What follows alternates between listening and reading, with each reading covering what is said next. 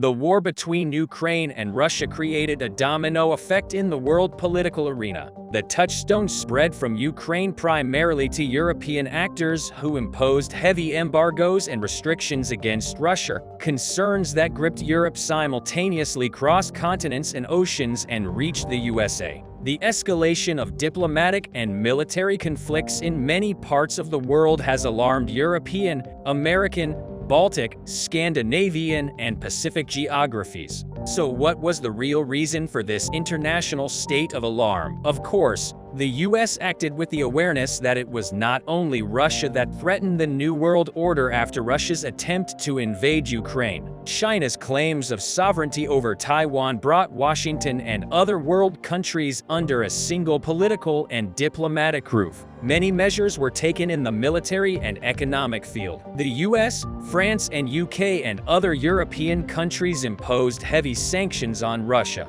China has also suffered from sanctions and is suffering the consequences of its aggression on Taiwan with the reunification of a massive NATO force in the Pacific. The U.S. Navy's 7th Fleet made a show of strength in the Pacific with its allies against China and Russia with huge exercises. Even in this process, Vladimir Putin had to fire the Russian Navy Pacific Fleet admiral. China also warned the U.S. and its allies against the increasing U.S. hegemony in the Pacific, but so far China's efforts have been fruitless. Joint military exercises organized by the U.S. were only the beginning of measures taken against China. The Washington administration began to impose very heavy economic embargoes against Beijing, while the U.S. imposed sanctions on China. Many European countries abstained. However, the sanctions imposed by the USA were enough to shake the Chinese economy and trade. Vladimir Putin was cornered in Ukraine and tried to ask China for help to fix his army's ammunition production woes. China did not hide its intention to cooperate with Russia at first, but when U.S. sanctions came into effect, China's attitude towards Russia changed drastically. She repeatedly warned Putin to end the war because she could not ignore Putin's request for help. But he did not want to be crushed under heavy Western sanctions. In this process, previous and new sanctions applied to China caused huge unemployment and other economic problems in China. Most of the recent sanctions against China have come under the Trump administration's suspicion that U.S. agencies are assisting the Chinese government in the company's espionage activities. It started in 2018 when Huawei, a Chinese telecommunications giant, banned it from using any of its systems, equipment, and services. In November 2020,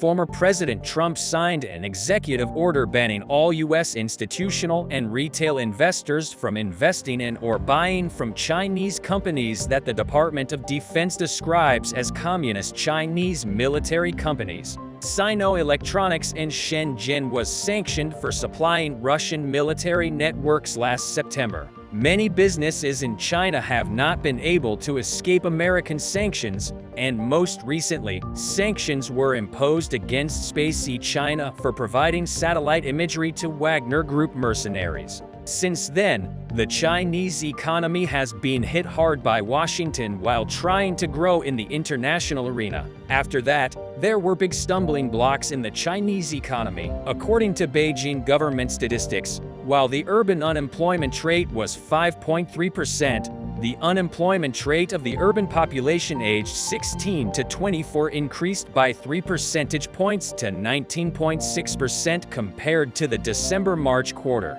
These statistics meant that there are about 30 million unemployed youth in China. Also, the average Chinese household's balance sheet has deteriorated further after Washington's heavy embargoes on the Beijing government. On the other hand, U.S. sanctions have encouraged Chinese tech companies to accelerate research to develop the latest artificial intelligence without relying on the latest American chips. Chinese companies are starting to work on techniques that could enable them to achieve cutting-edge AI performance with less powerful semiconductors. Chinese telecommunications provider Huawei Technologies, search firm Baidu, and e-commerce giant Alibaba Group were among those looking for ways to leverage existing computer chips. But US sanctions have barred China from the most advanced chips made by companies like Nvidia. In addition, the Chinese quickly exhausted existing American chip stocks to create their own CHAC equivalent. China continued to keep its course in the Indo-Pacific in order to avoid the effects of US sanctions. The Beijing administration, which wanted to create a political chaos in this region, started to move away from Russia in order to relieve the burden of the heavy embargoes of the USA. China has begun to abstain more recently against Russia in the Ukraine war, especially in recent times.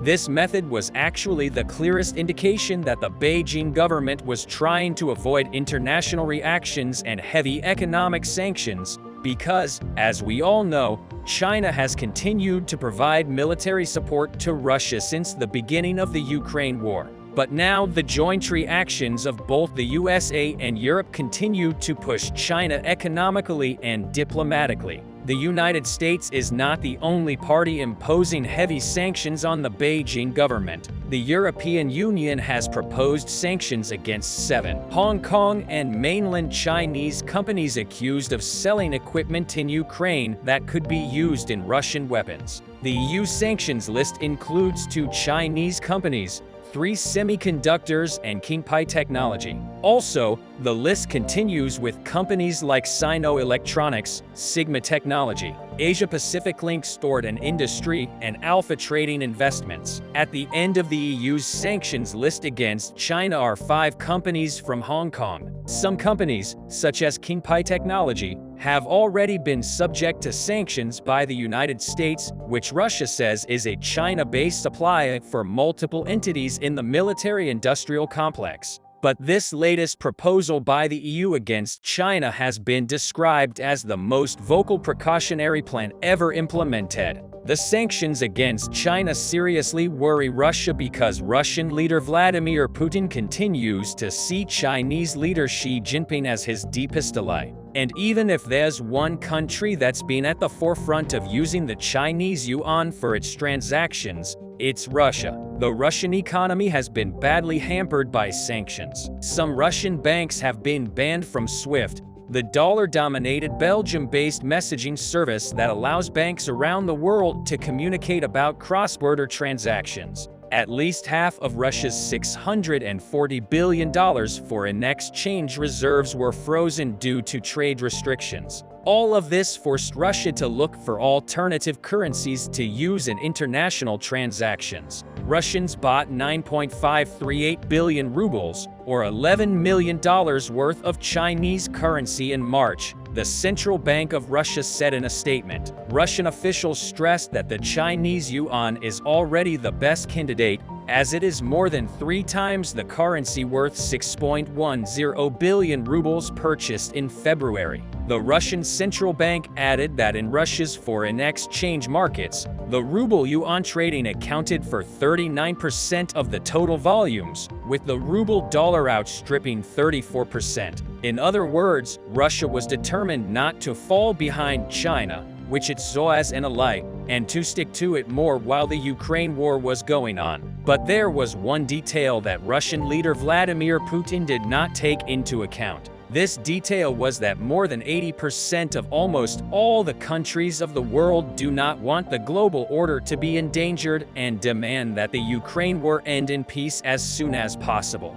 Vladimir Putin may want to use China in military support for this war in the short term. However, the recent effective entry of deterrent factors such as the USA and the EU into the world political arena and the important decisions they've taken may lead to a different path for the Beijing government in the future. Although Russia bases its export currency on China, Both the policies of countries such as the USA, UK, and France against Russia about the Ukraine war, and the fact that China does not allow them to cross the red line may turn Xi against Putin, because at the moment China has a desire to get out of the effects of US and Western sanctions. Therefore, the route that the Beijing government will follow will definitely have to cross the routes of the US and EU members. In the Luhansk region, Russian authorities shut down mobile internet and started relocating their equipment in preparation for a decisive action. Recently,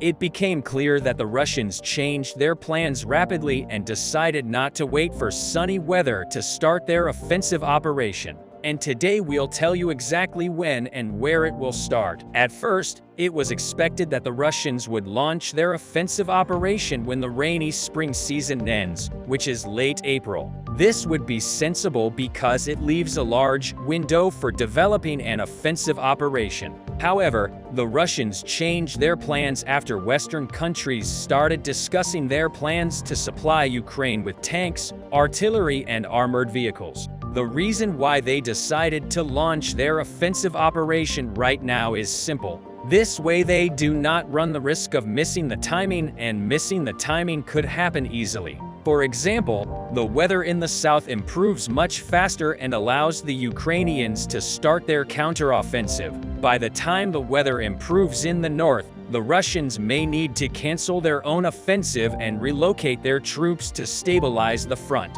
That is why the Russians decided to start it now. It is less efficient, and it will not allow to develop it rapidly because of the inevitable rainy season. But at least they will preserve the initiative. Today, Ukrainian intelligence officials stated that the Russian president ordered the Russian military to capture Donetsk and Luhansk regions by March. This is consistent with other news, such as that Russian authorities ordered the only mobile cell service provider in the Luhansk region to suspend mobile internet coverage starting on 11 February. The Ukrainian Resistance Center reported that internet cell service has already been blocked for 2 days. Implementation of such measures is meant to conceal new Russian force deployments in the region, and the Ukrainian main intelligence directorate representative already confirmed that they had observed indicators that Russian troops are regrouping in preparation for a big offensive in Donbass. All of this indicates that the Russians plan to start their offensive operation within 1 week, and their place of choice is the Luhansk region. And if we look at the weather forecast, we can see that the weather should be cold and dry for around 1 month, set in good conditions for offensive actions. The main goal of the Russians is to reach the Oskil River before the return of the muddy weather. Some Russian analysts are calling it a rectification operation because this is where the Russians were supposed to stop after being defeated in the Kharkiv region. The fact that the Ukrainians did not stop and continued pushing into Luhansk region once again proved to be a smart move, because now the Russians need to dedicate a whole offensive operation just to set conditions for the next move. Ideally for the Russians, they need to take Bakhmut and Siversk and reach the Oskil River by spring and after the rainy period. Then it launch another offensive operation to take Izum and then crush the biggest Ukrainian defense line from 2 sides, because taking it from just one side may cost them more than they have. However, in order to reach the Oskil River, the Russians need to take Siversk. Siversk allows the Ukrainians to supply their assault units in the forest, which doesn't allow the Russians even to cross the Yarabes River. That is why the Ukrainians are continuing to push here, despite the fact that advancing here proved to be very difficult. It takes a considerable amount of time and resources to cross each natural barrier. So by just maintaining control over this small section of the river's eastern bank, the Ukrainians put a stick in the wheel of the whole rectification operation. That is why the Russians are trying to breach the Ukrainian defense on the hills near Siversk. However, a lot of Russian troops are fixed around Bakhmut. The Russians cannot stop attacking it because they will lose all their progress, and they cannot advance here rapidly because it is one of the most well-fortified towns in Ukraine. That is why the Ukrainians are not leaving Bakhmut. The Ukrainians are fixing a substantial portion of forces and delaying the Russian offensive operation. And this is a big problem for the Russians because they keep rewriting their plans. That is why the Russians decided to assault almost all settlements in the Zaporizhia region. First of all, they wanted to breach the Ukrainian defense at least somewhere. And secondly, they wanted the Ukrainian command to panic and relocate troops from the east to Zaporizhia. But the Ukrainians managed to hold their defense in the south without compromising their defense in the east, which is why Bakhmut still stands, which is why Sivir still stands, which is why the Russians cannot really unleash the Terabytes River and set conditions for the rectification operation. For now, the Ukrainians have two tasks. Firstly, they should ruin the Russian offensive operation by preventing them from setting the conditions for this operation, such as taking Bakhmut. And secondly, they should exhaust Russian forces as much as possible because the longer it takes them to capture Bakhmut, the more troops they throw into the battle to try to meet the deadline, and the higher losses they incur and burn the reserves that are necessary for the main offensive operation. If the Ukrainians are successful, the Ukrainians will receive heavy Western equipment before the Russians reach the Kramatorsk line. Such a premature culmination of the Russian offensive could then generate favorable conditions for Ukrainian forces to exploit in their own late spring or summer counteroffensive. After incorporating Western tank deliveries, you can support us by subscribing. Dear Russian soldiers, do you want to live? The war between Ukraine and Russia has affected these two countries as well as the whole of Europe and even the whole world, economically, militarily, and politically. Almost all the states of the world turned against Russia. Countries in the geography with Russia especially increased their defense expenditures and started to allocate funds for the Ukrainian army. Ukraine, on the other hand, continues to drive the Russians out of its country, knowing that almost the whole world is behind it. And as if to thank its army for the modern weapons donated, the clashes between the two countries are concentrated in eastern and southern Ukraine. Conflicts in the east have intensified in and around Bakhmut in recent months. The defense structures of the Russian troops stationed here were on the verge of collapse with the successful HIMARS attacks of the Ukrainian artillery. The Russian troops there have mostly fled to the hilly parts of Bakhmut, and their fire on the Ukrainian troops is hardly effective. The Ukrainian army, which also blocked the supply routes of the Russian troops stationed in the east, officially left the Russians hungry, thirsty, and unarmed. Winter is still not over in Ukraine, and the Russian soldiers are struggling with the harsh winter. On the one hand, trying to keep their psychology intact on the one hand, and trying not to be cannon fodder for the Ukrainian artillery on the southern front. The Ukrainian army has completely taken over the city of Kherson. The few Russian attacks from the left bank of the Dnipro are successfully thwarted. The attacks of the Ukrainian air forces, especially from Kherson to the Crimean side and the Russian Black Sea Fleet stationed in Sevastopol, continue without slowing down. The Ukrainian Air Force has reduced the Russian presence in the Black Sea to 7 ships. Russian air defense systems deployed over Crimea are also systematically hit.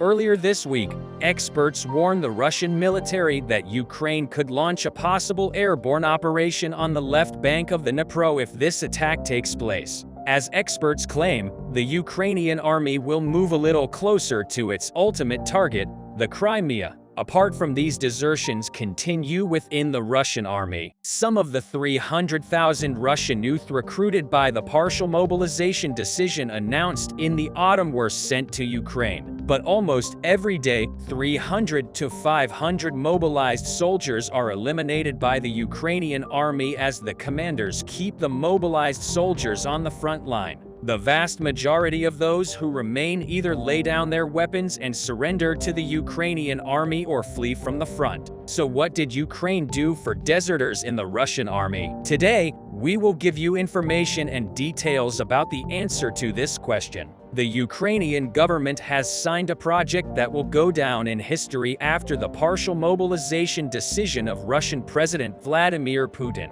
I Want to Live was launched as a Ukrainian state project designed to help Russian military personnel surrender safely. The aim is to ensure that the Russian soldiers fleeing their units are safely removed from the Ukrainian borders and reunited with their families. At this point, it is seen that the I Want to Live project has been carried on with success. A total of 9,836 people from the temporarily occupied regions of Russia and Ukraine applied to the I Want to Live project for the Russians who are ready to surrender. During the 6 months of the project, more than 14 million people, 84% of whom were users, visited that I Want to Live website. Despite regular attempts by the Russian Federal Service for Communications, Information Technology, and Mass Media Supervision to block access to the project, relatives and loved ones of the soldiers other than Russian soldiers applied to the phone line. Most of the time mobilized, Russians do not have access to the internet or mobile communication when they arrive in Ukraine, so their families use the I Want to Live line instead. So how well did the I Want to Live project work? Set up 6 days before Russian President Vladimir Putin announced the mobilization of 300,000 reservists, that I Want to Live hotline received 6,543 calls from Russian personnel in 1 week. It was stated that those contacted through the service were verified as Russian soldiers using personal data and service number. The call center, which is managed by 10 operators, is said to have been relocated to a secret location to avoid Moscow interference during a busy call flow. Fears that Putin will announce a second mobilization for his special military operation still remain. The 24/7 hotline receives between 50 and 100 calls per day, and messages are also sent to the service's Telegram channel. The call center was moved from the division's Kiev offices to a secret location a month ago for fear of being the target of Russian attacks. Officials of the project declined to comment on the number of deliveries completed, but described the service as a complete success. In the first stage, the mobilized, partially mobilized, and not yet mobilized Russian soldiers should call this helpline and say "I am leaving" and surrender. After that, soldiers are obliged to leave their personal data. The soldier has to call back and say "I will surrender" after reaching Ukrainian soil, and Ukrainian operators are helping the surrendered soldiers reach a safe place where they will encounter Ukrainian special forces. A few months ago, it was reported that there were soldiers begging to get out of the mess in Kherson during the extensive Ukrainian counteroffensive. The call center received calls from the Russians, and the Russian soldiers said to them, "Save our souls because we got stuck in the mud. Our battalion fell completely. We have 10 soldiers left. Please get us out of this mess." One of the call center employees said the volume and content of calls gave him hope that Russia's resolve was weakening. Some people call and say, "I'm somewhere in the army. I want to surrender." Others say, "I'm afraid to mobilize in Russia. What should I do?" Others say, "I am on Ukrainian soil. I want to surrender." They are afraid and do not know what to do. So what happens to the Russian soldiers who surrendered to the Ukrainians? Those who surrender are offered the opportunity to be part of a prisoner exchange for Ukrainian soldiers captured by the Russians as part of such exchanges. A total of 1,646 Ukrainian personnel were reportedly released by the Russian government, with the most recent of which 50 were exchanged from both sides. It is not standard policy to report the number of Russian soldiers returned in prisoner exchanges, but the freed Russian prisoners were given the personal Want to Live business cards, but also had the option that if they were redeployed to the battlefield, which is not uncommon, they could surrender again by telling the operator the number on the card. Many of the Russian soldiers currently in Ukraine are uneducated and unarmed Russian youth who were recruited by the partial mobilization decision announced in the autumn. As such, that I Want to Live line established by Ukraine saves the lives of many young people and strives to bring them back to real life. So what other projects does the Ukrainian government produce for Russian soldiers who want to surrender? Tens of thousands of drones have been deployed across Ukraine to destroy Russian elements, spy on their formations, and direct bombs at their targets. But last month,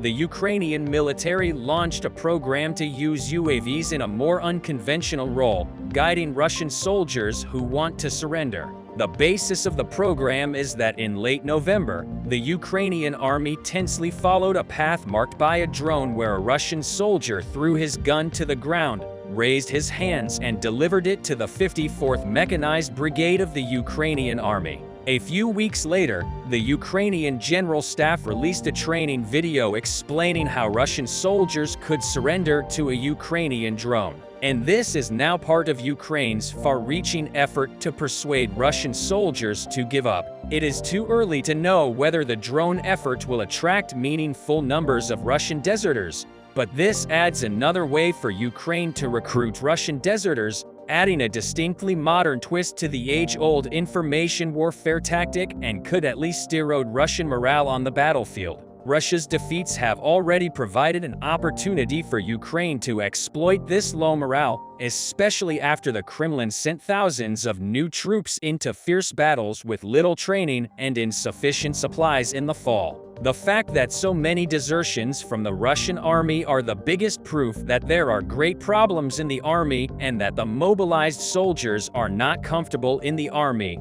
Isn't it delusional to hope that the Russian army will gain any war in such an environment? It is difficult to predict what the coming days will show us about the Ukraine war, but it seems that the Russian army will not be able to continue this war any longer as long as it suffers such losses. So what do you guys think about this issue? Please express your thoughts in the comments. Please do not forget to subscribe to our channel and turn on notifications in order to be informed about new videos. Thank you for watching us.